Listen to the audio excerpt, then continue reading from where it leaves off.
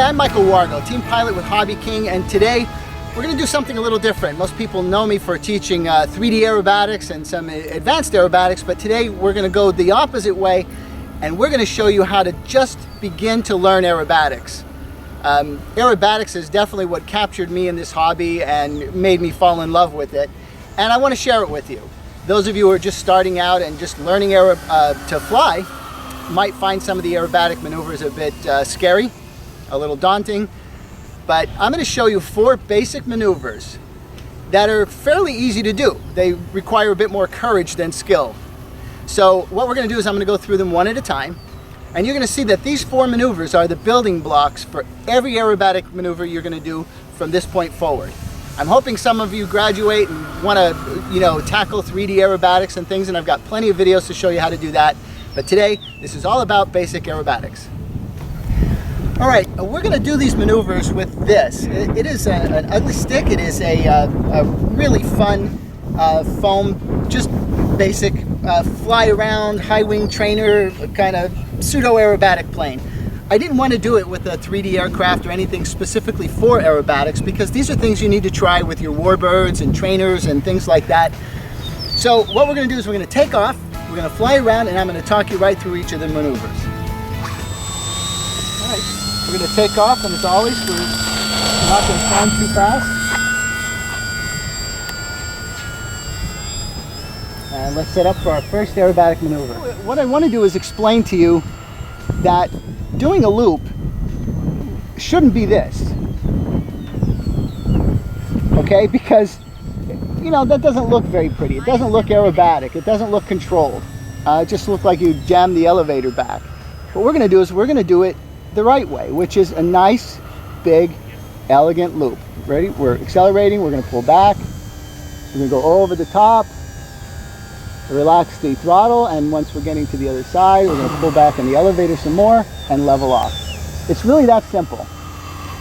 A couple of cautions, and that is, do not hold the throttle through the entire loop. If you hold the throttle through the entire loop, you'll end up coming down pretty fast and it'll get a little scary. The second thing is, I'm doing them a bit lower to the ground than I would recommend. What I'd like to see you do the first time you do it is get the plane way up here like this. But a loop is very simple and not so scary.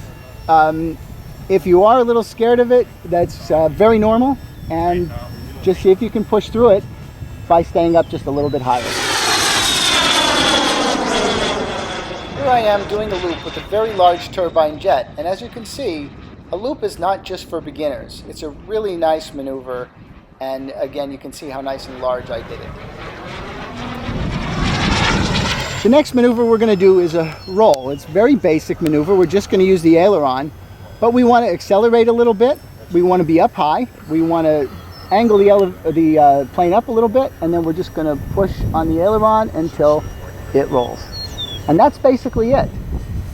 You have to remember to release the aileron once you get to the level position again. But here it is. Point it up for safety, and you're up high, and we're just going to roll the aircraft. Now, the slower you do this maneuver, the better it's going to look. Here I am doing a long, slow roll at an air show performance, and you can see how elegant the maneuver looks when it's done slowly. Make it a little more level, and I'm going to just roll it nice and slow, and you can see how much prettier that maneuver looks. But again, it's very simple. You can do it slow or you can do it fast. You can point it up if you want for safety. You can roll it real fast and practice that way.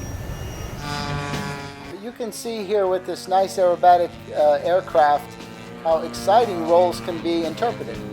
I got it. The next thing we're going to do is we're going to discuss inverted flight. Now, as you can see, flying especially low inverted with a good aircraft looks really cool.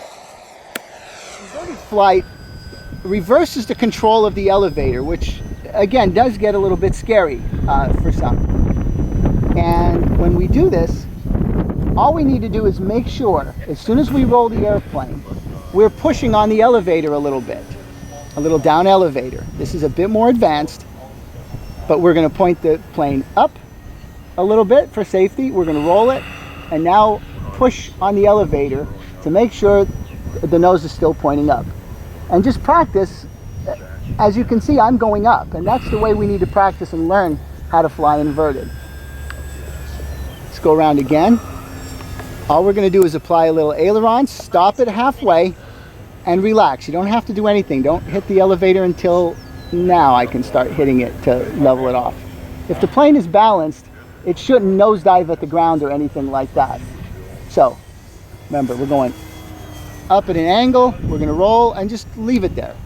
And now apply a little bit of elevator as needed. Really impressive for other pilots to see at the field, especially when it's done down low. It's not how I recommend it, but as you can see, you know, when the ground's in view and things like that, it's an impressive thing to watch, and it's very easy to learn. Okay, we're going to set up for the last maneuver, which is called a stall turn or a hammerhead. This involves rudder. And what I'm going to do is make the plane go straight up, and at the top I'm going to kick full rudder and have the aircraft come back down. And what's going to happen is I'm going to just go straight out, I'm going to pull straight back, and when the plane starts to stall, I'm going to kick the rudder full, have it come around, and we're going to fly out. Again, I suggest we do this very high up for safety. But all this is basically flying straight. We're just going to fly straight up, and when we get to the top, as you can see now, when the plane actually just stops flying vertically, we're going to kick the rudder full, it's going to turn around, and we're going to come down. It's also called a hammerhead, and you can see why. It's a very popular aerobatic maneuver, and again, a great gateway maneuver to learn how to start using the rudder. We're going to go up, stall, turn, and down. A couple of factors that are important is, obviously, once you hit the top of the maneuver, sometimes to get it to kick around, you need to add a little bit of throttle. Again, we want to be high, and on the way down, we don't want any throttle because we don't want the plane to accelerate on its way down. Here it is as it's happening. Elevator full, rudder full, throttle off, and that is a stall turn.